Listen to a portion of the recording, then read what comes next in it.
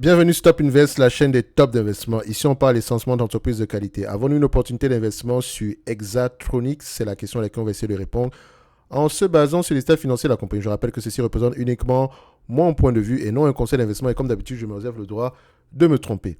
Donc, Exatronics AB est une société basée en Suède qui produit des solutions électroniques et techniques. Donc, les produits de la société sont divisés en trois catégories, à savoir le réseau qui propose des solutions pour les systèmes en fibre optique et en cuivre tels que les petits modules en fichable à facteur de charge fixe. Donc on va d'abord s'arrêter là parce que si on va très, très loin, moi j'aime bien, je suis très visuel. J'aime bien voir à peu près ce que l'entreprise fait réellement. Et quand on parle de ce type d'entreprise, dans le segment ici des industriels, parce que c'est de ça qu'il s'agit, segment industriel slash composé électrique, donc équipement électrique. OK? Qui sont les consommateurs finaux? C'est-à-dire que qui sont nos clients? Parce que si on vous dit ici que nos clients, c'est le secteur, par exemple, automobile, c'est un exemple, hein, c'est un secteur cyclique. Ça veut dire que nous sommes également techniquement cycliques. OK?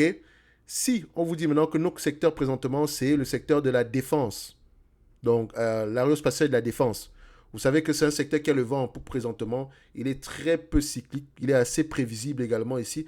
Donc, et vous allez vous dire que dans les secteurs ici, dans le secteur ici de l'aérospatiale surtout, slash vendeurs d'avions commerciaux ici, notamment comme Boeing, Airbus, vous savez que les commandes sont extrêmement élevées. Et ce sont des groupes industriels slash voilà, aérospatiale et défense. Donc, vous savez que est-ce qu'ici, quel est le volume de commandes? D'accord? Quelle est la géographie d'opération? OK? Qu'est-ce qu'on vend précisément? Qui sont nos consommateurs finaux? Ou bien qui sont nos clients ici? Est-ce qu'on est un gros client? D'accord? Voilà les questions qu'on devrait se poser en termes d'innovation. Parce que techniquement, si on a un seul produit, est-ce qu'on est en train de développer un autre produit présentement? Voilà des questions qu'on va se poser quand on regarde ce type d'entreprise-là. OK? C'est très important. Parce que dépendamment de la réponse qu'on aura, on pourra avoir tendance à ajuster les multiples d'évaluation. Parce que si je sais ici que c'est une compagnie qui exerce ici dans le segment industriel slash équipement électrique, mais que je me rends compte que son marché final ici, généralement ici, dépend d'un client qui est très cyclique, là, je ne vais pas l'évaluer de la même façon qu'une entreprise qui est dans le même segment d'activité, mais qui est très peu cyclique. Il faut faire très attention. OK?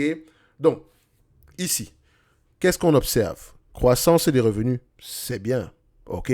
La croissance des revenus, est-ce qu'elle va avec la croissance de la marge brute ou bien la stabilité de la marge brute? Stabilité de la marge brute. Magnifique. Il me semble que dans l'un de nos derniers lives, on a parlé de cette compagnie-ci. Comme je l'ai dit tantôt, c'est une demande ici d'un abonné Top Premium. Je rappelle que dans le service Top Premium, vous pouvez demander des analyses quantitatives comme celles qu'on est en train de faire présentement ici. Recevoir ici des notes d'analyse sectorielles comme celles que vous avez reçues dernièrement et sans doute que vous allez recevoir dans quelques heures également. Notamment, on va continuer à le faire ici. Notamment, je pense qu'on va ici voir le secteur ici du... Bon, je vous garde la surprise, je vous réserve la surprise ici de toutes les façons.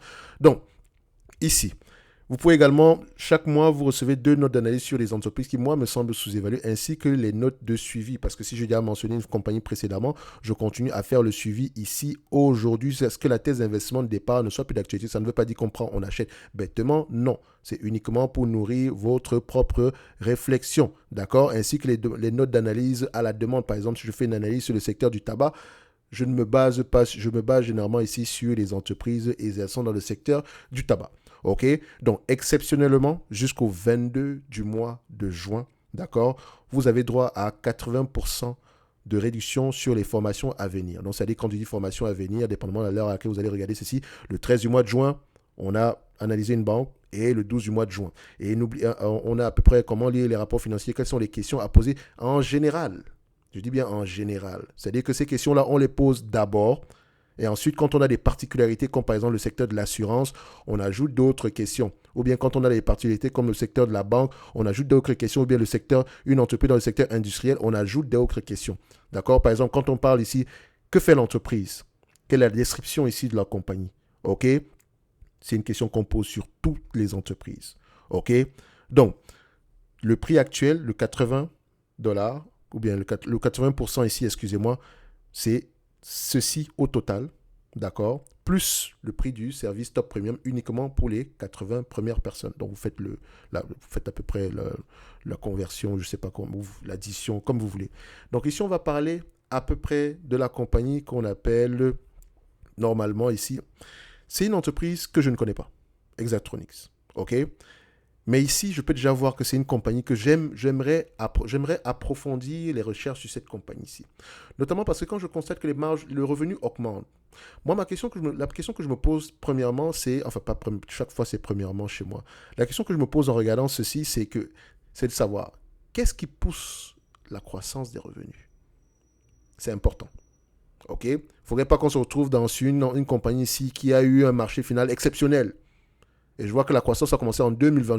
Je me méfie de toutes les croissances qui ont commencé à partir de 2020 par là. C'est pas qu'il n'y avait pas de croissance ici, mais elle a accéléré à cette période-là. Est-ce qu'elle a fait une acquisition ici qui a entraîné cela?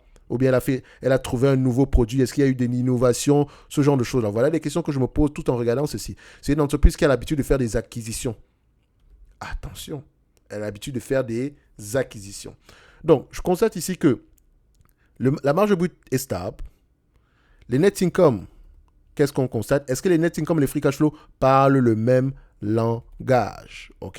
Net income et free cash flow ici, on voit que les net income sont plus élevés que les free cash flow. Donc les free cash flow sont peut-être impactés ici par une dépense en capital élevée. Il faudra aller vérifier. OK? C'est important. Donc ici, déjà, je sais qu'il y a une question à aller poser au niveau des free cash flow. Donc c'est bien d'avoir des marges brutes qui augmentent, etc. Est-ce que les net income également sont plutôt stables en termes de marge? Qu'est-ce qu'on constate? Alors, ici, qu'est-ce qu'on peut dire par rapport à ces marges-ci? Quand je mets une certaine médiane ici, je constate que, voilà, on a des marges sur les 20 dernières années ici, disons, sur toute la période, on a à peu près, elle est cotée depuis 2010 ici, donc sur les 10 dernières années, on a à peu près 5,96%. Vous voyez que les marges ici jouent le yo-yo avec nous.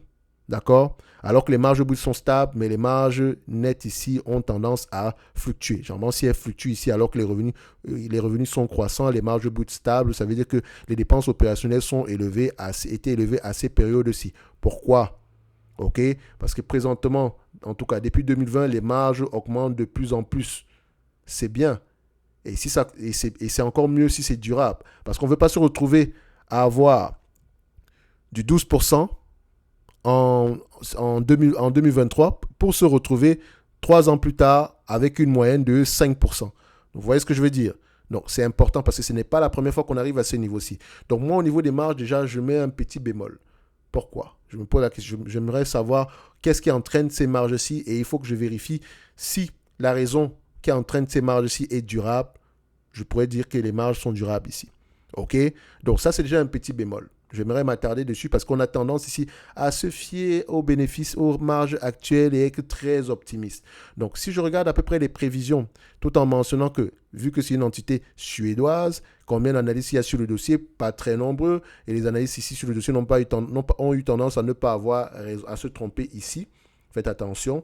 Donc, quand on regarde également ces prévisions-ci, par rapport sur zone bourse, on constate que sur zone bourse, on s'attend à un chiffre d'affaires de 14 couronnes suédoises, je pense que c'est comme ça qu'on appelle ça, donc SEK, d'ici 2025. D'accord? Donc, les free cash flow, 1,491 couronnes suédoises. En termes de marge, on a du 10% par là, en termes de free cash flow. OK, vous avez constaté ici que les marges du free cash flow ne sont pas trop ça. Les free cash flow sont différents des net income ici. Et vous voyez que les net income et les free cash flow ont tendance à peu près à raconter la même chose d'ici 2025. La question qu'on va généralement se poser est de savoir, cette compagnie-ci est en croissance. Si j'extrapole un tout petit peu la croissance d'ici 2025, quel est le multiple que je pourrais payer en date d'aujourd'hui? Moi, je vous dis une chose et restez simple. D'accord?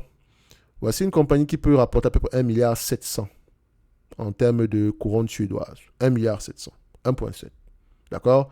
La capitalisation boursière actuelle en date d'aujourd'hui en termes de couronne suédoise, et c'est 13,6. J'arrondis. Divisé par 13,6. Vous avez un rendement sur coût d'à peu près 12%. En extrapolant la croissance. Si on se limite juste à ce qu'on a ici aujourd'hui, donc sur les 12 prochains mois, donc disons 2024, si c'est un business assez prévisible, on s'attend à 1 milliard. 1 milliard, enfin disons 1 point, disons, je vais mettre 1,09 ici. OK? Si on divise ça par à peu près la capitalisation boursière actuelle qui est à 13,6, on a un rendement de combien? 8%. Donc, c'est une compagnie de croissance qui vous propose un rendement de 8% en date d'aujourd'hui, d'accord? Sans prendre en considération une croissance supplémentaire. C'est-à-dire que si la croissance arrête en date d'aujourd'hui, que vous payez le prix actuel et qu'on rapporte à peu près 1 milliard jusqu'à la fin des temps, voilà le prix qu'on pourrait avoir. Voilà la valeur qu'on pourrait avoir. Mais cette valeur-là dépend du maintien des marges. Comme on l'a vu précédemment, elle n'a pas un historique de maintien des marges. On a un historique ici de zigzag sur les marges. Et ça, on n'aime pas. OK? Même si les marges brutes sont à peu près stables, mais au moins on sait que quand on va lire les rapports financiers, parce qu'il va falloir le faire ici pour prendre la décision finale d'achat, d'accord, on va vérifier pourquoi est-ce que les marges ont eu tendance à fluctuer. Mais il y a également quelque chose qui me dit ici que peut-être que ces marges actuelles sont durables dans le sens où les marges EBITDA avaient tendance à être stables. Et depuis 2020 également, elles augmentent. Ces marges-là augmentent, d'accord, malgré les marges qu'on a obtenues en 2014 ici. D'accord? De 2014, ici, vous voyez que les marges étaient plus élevées que ça. Donc, peut-être ici, ça demande à peu près un certain ajustement. OK? Donc, c'est une belle entité. Moi, j'ai aimé ce que j'ai vu. J'ai aimé ce que j'ai vu. Ça ne veut pas dire qu'on va prendre une décision d'investissement parce qu'on s'est limité sur des chiffres. On a un ensemble de questions à poser quand on va lire les rapports financiers, notamment marché final. Pourquoi est-ce que les revenus sont élevés sur les derniers mois? Est-ce que ça va continuer? Quelle est la taille du marché? Pourquoi est-ce que les marges sont en croissance sur les dernières années? Est-ce que ça va continuer ou bien ça va au moins rester au même niveau? D'accord? Est-ce que c'est un business ici qui fonctionne avec un volume de commandes? C'est-à-dire que s'il y a un booking, il faut aller vérifier ça ici. D'accord? Quelle est la géographie d'opération? D'accord? Il ne faudrait pas que ce soit une entreprise ici qui vend un produit qui est produit, qui vend... je dirais pas qui vend, je dirais pas qu'il vend un produit qui est produit. Alors, un produit qui est fabriqué, on va le dire comme ça, qui est fabriqué à Taïwan. Vous voyez ce que je veux dire? Donc, c'est-à-dire que si les usines sont à Taïwan, c'est un peu compliqué. Vous voyez ce que je veux dire? Donc, il faut également regarder les zones de production. C'est important. Les zones de production et les zones de vente, parce que c'est deux choses différentes. On peut produire dans un autre pays et vendre on peut produire dans une autre région et vendre dans une autre. Donc, c'est important. Voilà des questions que vous devez vous poser quand on regarde le segment industriel. D'accord? Ce n'est pas tout, hein. Je vous donne juste quelques petits éléments. OK? Pour ceux qui veulent aller plus loin, vous avez le service Top Premium pour pouvoir bénéficier des soldes présentement, enfin, des discounts présentement sur les formations à venir. Donc, ne vous inquiétez pas, on va avoir tendance à bosser tout ceci, ainsi qu'avec des exemples réels. Et généralement, les exemples seront basés ici, parce que comme je l'ai dit, les formations sont à part, les masterclass ici. Dans chaque formation vient avec une masterclass. Donc, c'est-à-dire que ce qu'on a appris dans la formation, on l'applique en temps réel, avec un exemple réel. D'accord? Je ne sais pas si vous allez voir cette vidéo aussi en 2040, mais voilà. Techniquement, si on est encore sur YouTube, ça veut dire que on le fait encore. D'accord? On sera encore là sans doute sur YouTube. 2040 n'est pas loin. 17 ans seulement. Alors, ici, Exactronics, c'est important à aller creuser. Le dividende, il est là. Il est safe. On parle d'une dizaine de pourcents ici aujourd'hui en termes de rendement des bénéfices nets. OK? Donc, le dividende en lui-même ici, il est... Voilà, il est rikiki pour le moment, d'accord, mais comprenez que c'est également une compagnie de croissance. Verser un dividende actuellement en date d'aujourd'hui, même je m'interroge. Sans doute, c'est juste une initiation du dividende, c'est juste c'est une question de discipline. Donc, pour moi, Exactronics ici, ça peut être intéressant au prix actuel. C'est vrai que je ne vous ai pas donné l'objectif de prix ici aujourd'hui. Si on fait simple, c'est un business qui s'échange vraiment à combien de fois les bénéfices. Donc, quand on prend ici le price to earning, en moyenne, ici. Parfois, le price to earning peut me donner une information ici. Quand je vois un price to earning qui est en moyenne en dessous de 15 fois les bénéfices, ça veut dire que c'est une compagnie qui est cyclique.